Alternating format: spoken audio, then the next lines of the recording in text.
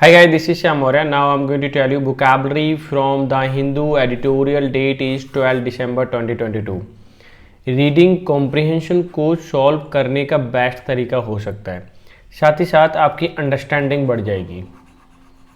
कब बढ़ेगी अंडरस्टैंडिंग? जब आप क्या करोगे, जब आप रीड करोगे डेली न्यूज़पेपर। डन।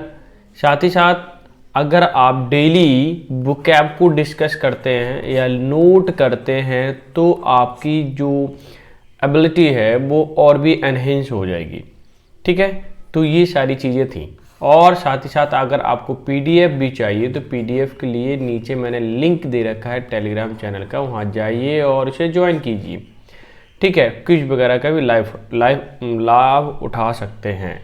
ठीक है, तो ये था आज का ज्ञान। आप चलते हैं सीधा हमारे पास कि हम कौन कौन से वोकैब डिस्कस करने वाले हैं और एडिटोरियल डिस्कस करने वाले हैं। देखो, अगर आप मुझे पूरा लगभग आधा घंटा दे देते हो तो मुझे लगता है कि पूरे दिन की स्टडी आप एक ही बार में कर सकते हैं, क्योंकि एडिटोरियल पढ़ना कोई आसान काम भी नहीं है लेकिन ज़्यादा टफ भी नहीं है। अगर आप डेली बेसिस पे उसे पढ़ते हैं तो 15 दिन में ही बहुत सारी चीज़ें इंप्रूव हो जाती हैं। ठीक है, अभी सीजीएल के पेपर चल रहे हैं, उसके बाद सीएचएसएल के आएंगे, बहुत ही हेल्पफुल हो सकता है अगर रीडिंग करते हैं आप तो। ठीक है, पहले वर्ड है आपका बिड फॉर। वैसे तो अगर मैं प्रीपोजिशन हटा देता हूँ तो बिड का मतलब होता है प्रयास करना या कहना, निमंत्रण करना भी होता है, या यहाँ कॉमन लगने को रह गया है। आस्क फॉर या रिक्वेस्ट अर्नेस्टली। ठीक है, यानी डिमांड करना की सेंस में भी आ जाता है, कई सारे सेंस में आ जाता है, लेकिन बिड का मतलब जनरली कहना या के रूप में आता है। ठीक है, कहना या प्रयास के रूप में। गार्नर का मतलब होता है एकत्रित करना, कलेक्ट, गैदर। एक्सप्लॉइट का मतलब शोषण करना, लाभ उठाना किसी भी सिचुएशन का। बिकीत का मतलब होता है वसीयत में देना या लीव या बिल, यानी कि हमारे बड़े बुजुर्ग जो होते हैं वो किसी को फेवर कर देते हैं तो वसीयत में लिख देते हैं तो वो चीज़ छोड़ जाते हैं उसके लिए, तो लीव हो गया। इवॉल्व का मतलब होता है विकसित होना या प्रकट होना, या जिसे कहते हैं डेवलप। ठीक है, ग्रूम का मतलब दूल्हा होता है जिसको हम तैयार करते हैं, इसलिए तैयार करना भी इसका मीनिंग है। तो साथ ही साथ इसके नीटेन एक ये भी हो जाएगा, करी ये भी हो जाएगा, ड्रीव ड्रेस। ठीक है, तो इसको ड्रेस भी हम बोल सकते हैं। ठीक है, ड्रेसअप करना भी। तो मैं एक बार आपको एडिटोरियल दिखा देता हूँ ताकि आपकी क्यूरियोसिटी थोड़ी सी कम हो सके, क्योंकि काफ़ी देर से मैं बताया जा रहा हूँ वोकैब के साथ साथ एडिटोरियल भी हमें पता होना चाहिए। इसका मीनिंग होता है बैक ऑन ट्रैक। ट्रैक का मतलब रास्ता, बैक ट्रैक के ऊपर आना, बैक का मतलब दोबारा से कोई चीज़ फिर से क्या होना, ठीक होना, दुरुस्त होना या परफेक्ट होना, बैक ऑन ट्रैक कहलाता है।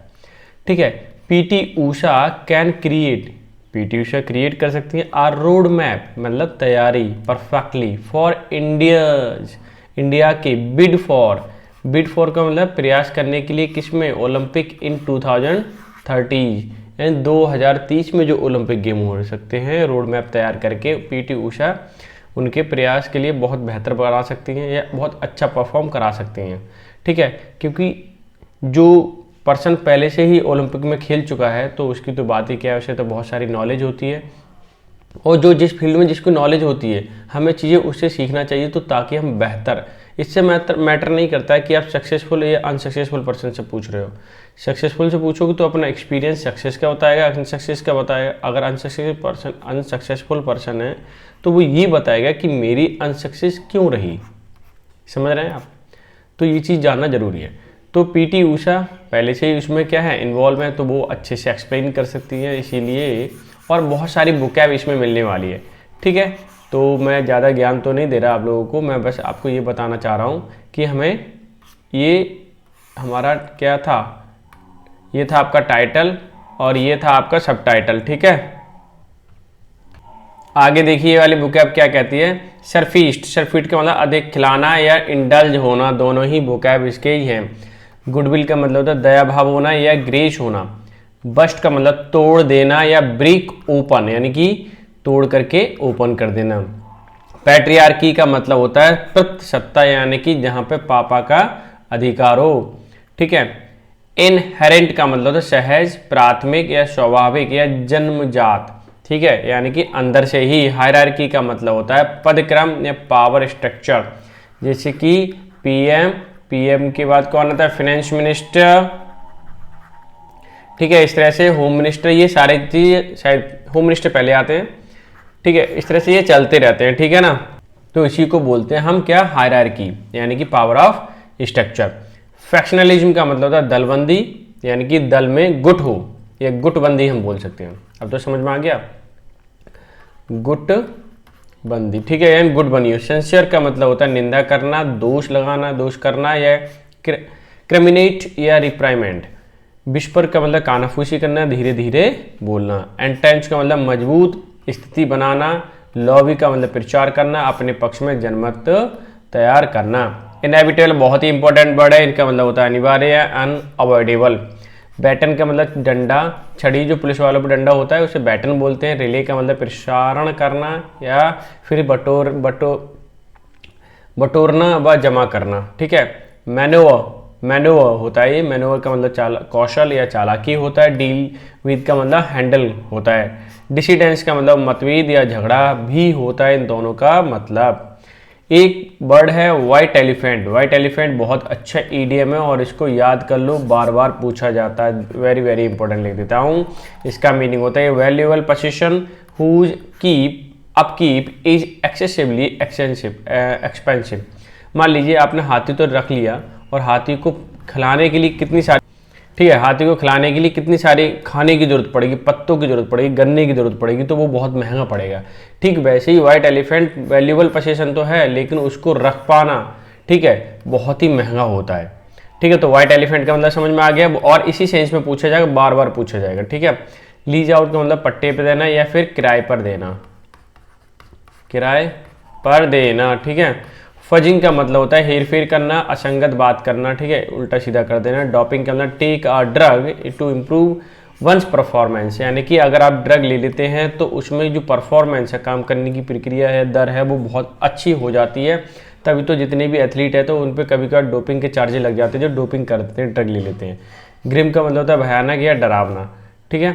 आगे के आप देख लीजिए, crack the whip. Crack the whip का मतलब होता है use power to make a person behave in a discipline way. Crack whip का मतलब किसी को सख्ताई से काम करवाना, यानी कि इस तरह से सख्त रहना उसके खिलाफ कि वो डिसिप्लिन हो जाए, एकदम बहुत अच्छे से काम करने लगे, ठीक है, उसे को बोलते हैं क्रैक द बिप। और ये भी बहुत इंपॉर्टेंट फ्रेज है, ठीक है। जॉशल का मतलब होता है झटका या धक्का देना या शोव। लीनिंग ऑन का मतलब झुकना होता है। रियल का मतलब प्रभुत्ता या क्षेत्र या किंगडम, यानी कि क्षेत्र बोलते हैं जिसमें हम शासन करते हैं। लस्टर का मतलब चमक। लस्टर का मतलब चमक, लालसा करने वाला भी होता है, यानी कि जिसको एस्पायर बोलते हैं, एस्पिरेंट बोल सकते हैं, ठीक है। तो ये थी बुक है। अगर आपको जरा सी भी अच्छी लग रही है वीडियो तो लाइक ज़रूर कर दिया करो, ठीक है, और शेयर भी कर दो अपन दोस्तों के लिए। और साथ ही साथ आप जो नए हैं चैनल पे वो ज़रूर सब्सक्राइब कर लें, ताकि मैं आपको इस तरह की वीडियो प्रोवाइड करा पाऊँ रेगुलर पेपर, और आपके एग्ज़ाम के लिए हेल्पफुल हो सके, ठीक है। बैक ऑन ट्रैक का मतलब होता है कि दोबारा से वापस आना है, या दुरुस्त होना, या परफेक्ट होना। पीटी उषा कैन क्रिएट कर सकती हैं अ रोड मैप, यानी कि तैयारी for India bid for Olympic in 2013। Olympic में जो भी लोग जाएंगे उनके लिए रोड मैप तैयार करके इंडिया के लिए बहुत अच्छा इंडिया के लिए रोड मैप बना सकती हैं, तैयारी करवा सकती है उनकी, ठीक है, ताकि वो ओलंपिक में 2030 में जो होने वाले हैं उसमें अच्छा परफॉर्म कर पाएँ जितने भी एथलीट हैं। डिकेड्स अगो, यानी कि 10 डिकेड्स जो होता है 10 वर्ष का होता है, यानी 10 साल से भी ज़्यादा, ठीक है, ऐसा लगा हुआ, ध्यान देना। Decades ago when PT Usha travelled. PT Usha travel किया कहाँ पे, by the Madras Mangalore mail से, ठीक है। हर एम्प्लॉयर, जो उनके एम्प्लॉयर थे, रेलवेज, ठीक है, परमिटेड क्या, एन अनशेड्यूल कोई प्लानिंग नहीं थी, अचानक से। Stop at her home town, कहाँ पर रुके, उसके उनके घर पर। प्योली इन नॉर्थ केरला, प्योली उनका घर है, जहाँ कहाँ पड़ता है, नॉर्थ केरला में पड़ता है। Done such was respect she garnered for her medal winning exploits at the Asian level while collecting the heartbreak she bequeathed in the narrowly missing a bronze in 400 metre hurdle at 1984 Los Angeles is remembered even today. ये यहाँ तक आ रहा है sentence. ओ, दो sentence है, ठीक है, मैं समझा एक ही है, तो दोनों का भी एक्सप्लेन करता हूँ, समझने की कोशिश करना। अब यहाँ से देखिए मैंने हाईलाइट कर दिया ताकि आपको ईजिली समझ में आए। डिकेड्स अगो, कई वर्षों पहले की बात है, ठीक है, 10 वर्ष पहले की बात है, ऐसे बोल सकते हैं आप। व्हेन पीटी उषा ट्रैवल्ड किया, उन्होंने यात्रा की बाय द मद्रास मैंगलोर से, ठीक है, मेल, मद्रास मैंगलोर मेल से उन्होंने यात्रा की थी, ठीक है। हर एम्प्लॉयर, जो उनको काम देने वाले लोग थे जैसे कि रेलवे में, परमिटेड, उन्होंने अलाउ कर दिया, परमिट का अलाउ करना, एंड अनशेड्यूल बिना प्लानिंग के, स्टॉप एट हर होम, कि उनके घर पे रुकना, ठीक है। पे, इसका नाम है पेओली इन नॉर्थ केरला। कहाँ पड़ता है? पेओली इनके गांव का नाम है, जो कि नॉर्थ केरला में पड़ता है। सच वॉज द रेस्पेक्ट, जो रेस्पेक्ट था, ठीक है। ये सेंटेंस तो पहले यहाँ तक फिनिश हो गया, ठीक है, और मैं इसको कर देता हूँ हाईलाइट ताकि आपको इजीली समझ में आए, तभी पढ़ूंगा, ठीक है, तो इजीली समझ में आ जाएगा। यहाँ से देखिए, सच was the respect she Garner, मतलब इस तरह का रेस्पेक्ट, सम्मान, शी गार्नर मतलब इकट्ठा किया था या प्राप्त किया था, एक्वायर किया था, फॉर हर मेडल विनिंग, किसके लिए? मेडल विनिंग के लिए। एक्सप्लॉइट्स का मतलब होता है लाभ उठाना, एट द एशियन लेवल, ठीक है। While the collective hard break she bequeathed, पहले तो मैं यहाँ बता देता हूँ कि मेडल जो उन्होंने जीता था उसके लिए बहुत ही उन्होंने रेस्पेक्ट या सम्मान जीत लिया था लोगों के दिलों में, ठीक है। एक्सप्लॉइट्स का मतलब वैसे तो शोषण करना होता है और लाभ उठाना भी होता है। कहाँ पर ऐसा किया था उन्होंने? मेडल कहाँ जीता? एशियन लेवल पर जीता था, ठीक है। वाइल कलेक्टिव हार्ट ब्रेक, और थोड़ा सा लोग दुखी भी थे, किस लिए हार्ट ब्रेक हुआ उन्हें? सी विकीत मतलब छोड़ गई थी, इन नैरोली हल्की सी, थोड़ी सी, नैरोली बोलना हल्का सा, मिसिंग मतलब छूट गया था, अ bronze in 400 metre hurdle at 1984 की ब्रोंज मेडल, ठीक है। तो ये 400 मीटर में जो थोड़ी हर्डल आई थी 1984 की बात है, लॉस एंजलिस में हुए थे, ठीक है, ओलंपिक गेम। तो इज रिमेंबर्ड इवन टुडे, हम आज भी याद है कि लोगों को वो उन्होंने एशियन गेम में तो बहुत अच्छा परफॉर्म किया था, बहुत अच्छा वो जीती थी, लेकिन हुआ यूँ कि 400 मीटर की जो लॉस एंजलिस में ओलंपिक गेम में वो हार गई थी ब्रोंज मेडल से। तो ये कहीं ना कहीं दुख की बात है और हमें ये चीज़ आज भी याद है, ठीक है। तो ये भी हो गया सेंटेंस ओवर।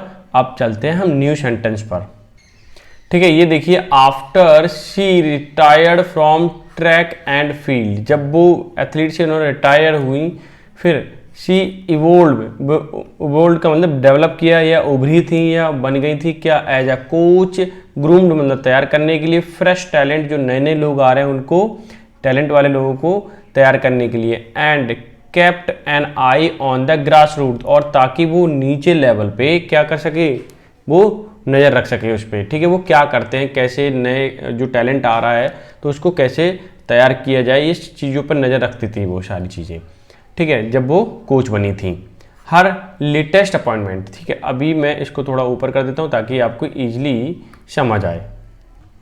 अब यहाँ से देखिए, हर लेटेस्ट अपॉइंटमेंट, उनकी जो अभी अपॉइंट किया गया है उन्हें as a president of Indian Olympic Association, यानी कि IOE, ठीक है, ये हो गया short form, Indian Olympic Association, ये लिखा भी है।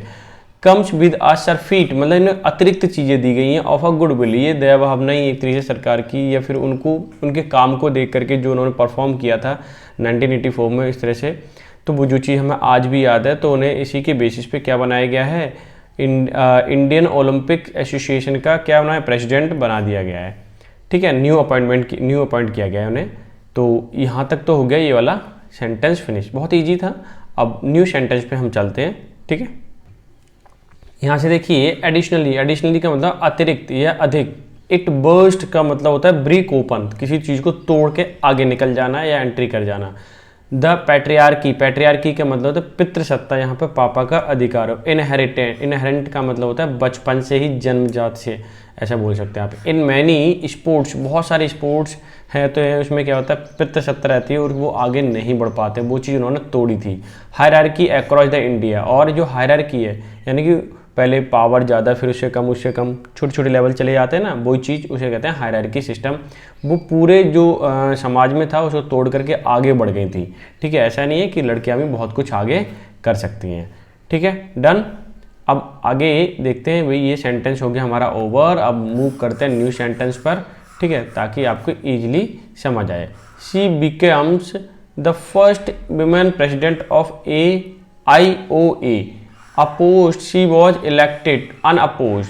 ठीक है, ये क्या कहना चाह रहा है कि शी बिकम्स द फर्स्ट, पहली वुमेन प्रेसिडेंट ऑफ AIOA। बहुत इंपॉर्टेंट क्वेश्चन बन सकता है, ध्यान देना। IOA इंडियन ओलंपिक एसोसिएशन की वो पहली वुमेन क्या बनी है, प्रेसिडेंट हैं।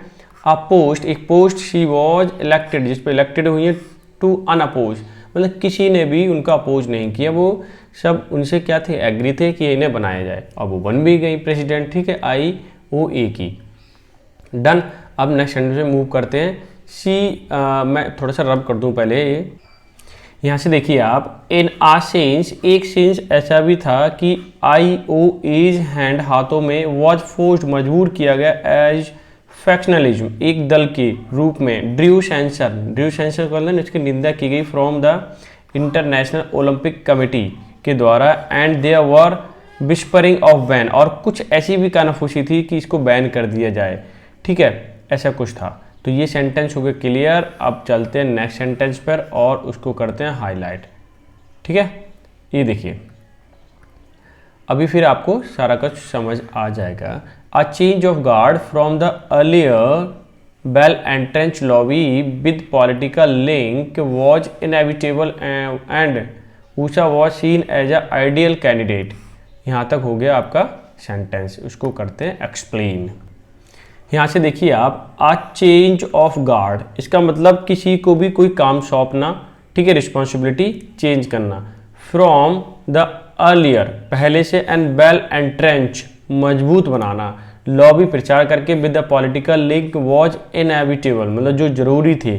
ठीक है, Usha was seen as a ideal candidate, और ऊषा को देखा गया कि बहुत ही आइडियल कैंडिडेट हैं। ठीक है, तो उनके साथ काम, मतलब पहले कुछ और में प्रचार वगैरह में उन्हें लगा देते थे, यूज़ करते थे कि भाई ये बहुत अच्छा परफॉर्म किया है इन्होंने, इनकी तरह बनो, इस तरह से। ठीक है, लेकिन उनको वो चेंज किया गया, अब जिम्मेदारी उनको दे दी गई है। ठीक है, अब साथ ही साथ देखिए नेक्स्ट सेंटेंस, ये देखिए, ऑलरेडी आ नॉमिनेटेड राज्यसभा मेंबर, वो पहले से ही राज्यसभा एक मेंबर हैं। ठीक है, नॉमिनेट किया गया था उन्हें। ऊषाज लेटेस्ट स्पोर्टिंग एलिवेशन, जो अभी हाल फिलहाल का एलिवेशन हुआ है, जो उनकी करियर में ग्रोथ हुई है। ठीक है, अपॉइंट किया गया प्रेसिडेंट ऑफ IOA। ठीक है, was seen as a organic progress, वो बिल्कुल शुद्ध, ऑर्गेनिक मतलब यहाँ पे शुद्ध है, वो प्योर है, कोई इसमें पॉलिटिकल चीज़ें नहीं है। वो प्रोग्रेस जो हुई है वो बाई टैलेंट हुई है। ठीक है, तो ये हो गया सेंटेंस। अभी छोटे छोटे सेंटेंस आ रहे हैं, अभी बड़े बड़े भी आएंगे।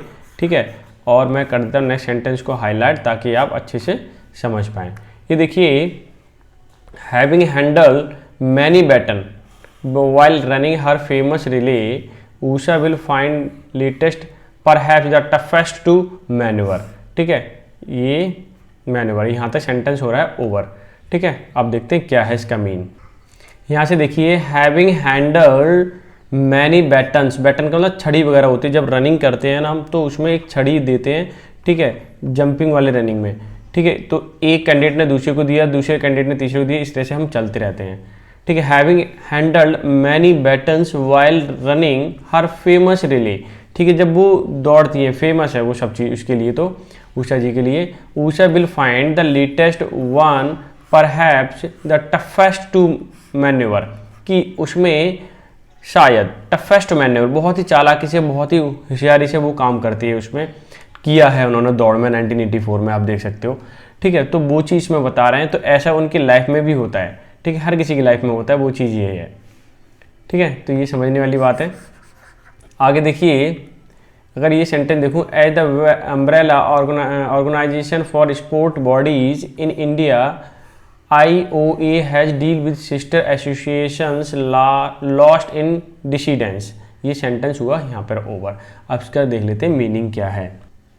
अब यहाँ से देखिए, as the umbrella organisation for sports bodies in India, जैसा कि अम्ब्रेला ऑर्गेनाइजेशन एक ऐसा ऑर्गेनाइजेशन है, छोटे छोटे ऑर्गेनाइजेशन के लिए काम करता है, for sports body, specially sports body in India में देखें हम, IOA has a deal with, जो हैंडल, डील विद का मतलब है हैंडल करना, हैंडल करता है सिस्टर एसोसिएशन लॉस्ट इन डिसीडेंस, ठीक है, यानी कि जो क्या उनका जो भरोसा खो गया था या मतभेद हो गया था, तो उसमें हैंडल करने में काफ़ी काम किया है, ठीक है। IO has to deal with, ठीक है, हैंडल किया इन्होंने। तो ये सेंटेंस हो गया ओवर यहाँ पर। अब चलते हैं नेक्स्ट सेंटेंस पर, ठीक है, अब ताकि आपको समझ में आए चीज़ें, ठीक है। अब हम देख लेते हैं, stadiums become the white elephant, मतलब बहुत ही महंगा खर्चा हो गया। Lease out for the housing, loan expose और म्यूजिक कंसर्ट। अब ये क्या कहना चाह रहा है, यहाँ से देखिए आप कि स्टेडियम्स, यहाँ से देखिए स्टेडियम बिकम वाइट एलिफेंट, क्या एक वाइट एलिफेंट बन गए कि उनका खर्चा झेल पाना स्टेडियम का बड़ा कठिन काम हो गया। लीज आउट, उन्हें किराए पर दे दिया गया फॉर हाउसिंग के लिए, लोन एक्सपोज एंड और म्यूजिक कंसर्ट के लिए, ठीक है, कि म्यूजिक वगैरह उसमें हो सके, ठीक है, इसलिए दे दी, क्योंकि काम चल ही नहीं रहा था पहले, इतना गर्ल्स में इतना इंटरेस्ट नहीं था। आज के टाइम पे क्या है, गर्ल्स भी हैं बॉयज़ भी हैं, सारे के सारे लोग आ रहे हैं, ठीक है, पहले ऐसा नहीं होता था, ठीक है। तो ये सेंटेंस ओवर हो गया। अब यहाँ से देखिए, as fazing and doping are grim realities as young athlete seeking jobs chasing medals at zonal age group and national levels. अब यहाँ से देखिए क्या कहना चाह रहा है, एज फजिंग, ये बहुत ही इंपॉर्टेंट वर्ड है। एज फजिंग का मतलब एक ऐसी प्रॉब्लम जिसका सिस्टमेटिक प्रॉब्लम कह सकते हो, junior sport in world over, कहीं भी मतलब दुनिया भर में हर जगह आती है जूनियर प्रॉब्लम, मतलब कोई छोटा एज में कुछ कैसा है, ठीक है। एंड डोपिंग मतलब कोई ड्रग ले लेना ताकि हम अच्छा परफॉर्म कर पाएँ। आर ग्रिम, ये बहुत ही भयानक है। Reality is as young athlete, ठीक है, इसकी जो रियलिटी है आप यंग एथलीट से जान सकते हैं। सीकिंग जॉब्स, जैसे मान लीजिए कुछ एथलीट रहते हैं जो अच्छा परफॉर्म नहीं कर पा रहे हैं, वो सीकिंग जॉब्स की तरफ भागते हैं। चेजिंग मेडल्स, कुछ मेडल की तरफ भागते हैं एट द जोनल लेवल, छोटे छोटे लेवल पर। Ageing group and national levels, कोई स्टेट लेवल पर भाग रहा है, जोनल लेवल पर भाग रहा है, नेशनल लेवल पर भाग रहा है, तो ये प्रॉब्लम कहीं ना कहीं रहती है, सिस्टम वे में काम नहीं हो पाता, ये कहना चाह रहे हैं, ठीक है। तो ये हो गया आपका सेंटेंस। अब नेक्स्ट पर मूव करते हैं। Medals often secure career opening the public sector unit bank and few corporates and Usha is aware of this. ये क्या कहना चाह रहे हैं, यहाँ से आप देखिए, मैं यहाँ से इसको हाईलाइट कर देता हूँ, ठीक है। ये देखिए, मेडल्स ऑफन मतलब ज़्यादातर सिक्योर करियर, मेडल जब मिल जाते हैं तो करियर सिक्योर हो जाता है। Opening in public sector unit, public sector unit में जॉब मिली जाती है। बैंक है जैसे कि फ्यू कॉर्पोरेट है and Usha is aware of this, Usha इनके बारे में सब पहले से ही जानती थी कि ऐसा जॉब मिलना कोई ज़्यादा कठिन काम नहीं है अगर हमें मेडल मिल जाए तो, यानी कि सबसे पहले मेडल पे हमें काम करना चाहिए। She and her team administrator see that could includes sports person and other officials need to crack a whip, ठीक है। अब ज़रूरत क्या थी, सी एंड हर टीम, उनकी टीम, एडमिनिस्ट्रेटर जो शासन करने वाले थे उनको बताने वाले थे ऐसे कीजिए। डैट इंक्लूड, यहाँ से देखिए, डैट इंक्लूड्स स्पोर्ट्स पर्सन, इसमें स्पोर्ट्स पर्सन भी इंक्लूड थे, एंड अदर ऑफिशियल्स, अधिकारी लोग इंक्लूड थे। Need to crack a whip, वहाँ पे ज़रूरत थी किस चीज़ की, कि बहुत अनुशासन के अकॉर्डिंग काम किया जाए, थोड़ा सख्ताई से पेश आ जाए, ताकि सारे जो एथलीट हैं वो अच्छे से क्या कर पाएँ, काम कर पाएँ, ठीक है। तो ये हो गया आपका सेंटेंस। अब नेक्स्ट सेंटेंस पे हम मूव करते हैं ताकि आपको अच्छी समझ आए। For all the political jostling and happen during the election, men and women representing the opposite ideology to shake hand and become the entrenched in sport administration seeking the brownie points and fame, ठीक है। ये sentence हो गया यहाँ तक। अब देखिए मैं इसको एक्सप्लेन करने वाला हूँ, बहुत ही अच्छे सेंटेंस है। फॉर ऑल पॉलिटिकल जॉसल, जितने भी धक्का मतलब झटके लगे पॉलिटिकल सिस्टम में, that happen during the election, जो इलेक्शंस में होते थे। मैन एंड वीमन रिप्रेजेंटिंग, अपने आप को रिप्रेजेंट कर रहे थे ओपोजिट आइडियोलॉजी के साथ। एंड शेक हैंड्स, हाथ मिलाना। बिकम एंट्रेंच, मजबूती करना sports administration. And seeking brownie points, ठीक है, ब्राउनी पॉइंट्स एंड फेम। क्या कहना चाह रहा है, देखिए ब्राउनी पॉइंट, इसका मतलब होता है ब्राउनी पॉइंट का मतलब, यहाँ से देखो ब्राउनी पॉइंट का मतलब होता है कि एक ऐसा कोई काम कर देना जिससे कि उसे फेम मिल जाए या उसको अवार्ड दे दिया जाए छोटे लेवल पर, ठीक है, फेम मिल जाए, फेमस हो जाए, फेम और फेमस के लिए, ठीक है, अपनी थोड़ा सा रिलेशनशिप बढ़िया बनाना एक दूसरे के साथ, ठीक है, पॉलिटिकल वे में, ठीक है, इससे कि क्या हो जाए, फेमस हो जाए या थोड़ा फेम मिल जाए, ठीक है। ये सारी बातें क्या पहले से ही जानती थी, ठीक है। आगे देखते हैं, the governments leaning on the soft power of sport, ठीक है, sports authority of India initiative to cooperate back academies have changed the landscape. अब यहाँ से देखिए ये क्या कहना चाह रहा है कि गवर्नमेंट्स लीनिंग ऑन, थोड़ा झुकाव था, सॉफ्ट पावर ऑफ स्पोर्ट्स, ठीक है, कि स्पोर्ट्स जितने भी हैं लोग हैं स्पोर्ट्स में उनके तक थोड़ा सा हल्का सा झुकाव था। Sports authority of India initiative, जिनको पहल थी, एंड कोऑपरेट बैक, कि उन्हें कोऑपरेट किया जाए पीछे से एकेडमी लेवल पे, हैव चेंज द लैंडस्केप, जिससे कि पूरा नज़ारा चेंज हो जाए, क्योंकि अभी जो हमारी सोच है वो बेटर नहीं थी, ठीक है, यानी कि पहले के जो जितने भी एथलीट थे, स्पेशली गर्ल की बात करें तो बहुत ही प्रॉब्लम उन्हें को होती थी, ठीक है। अब आगे देख लेते हैं, India is beginning to aspire for gold beyond the Asian realm and Neeraj Chopra Abhinav Bindra exploit in the Olympic are a pointer that skill set are there if support is provided, medal with better luster can be secured। अब ये क्या कहना चाह रहे हैं, देखिए, India is beginning, शुरुआत हो चुकी है, एज द एस्पायर का मतलब होता है किसी चीज़ को इच्छा होना, फॉर गोल्ड के लिए, बियॉन्ड द एशियन रियल, ऐसा नहीं है कि एशियन लेवल पे ही हो, ठीक है। नीरज चोपड़ा की बात करें, Abhinav Bindra exploits in the Olympic are pointer, ठीक है, वो लाभ उठा सकते हैं, that skill set are there if support is provided, अगर सपोर्ट इन्हें पूरा मिल जाए, मेडल विद बेटर लिस्टर की कैन बी सिक्योर्ड, कि मेडल गोल्ड ब्रॉन्ज वाला नहीं, गोल्ड वाला भी मिल सकता है, ठीक है। तो ये चीज़ उन्होंने नीरज चोपड़ा ने बता दी है, ठीक है, क्योंकि उन्हें मिल चुका है गोल्ड वाला, ठीक है, वो वर्ल्ड फेमस है भाई, ठीक है, तो वो चीज़ बताना चाह रहे हैं।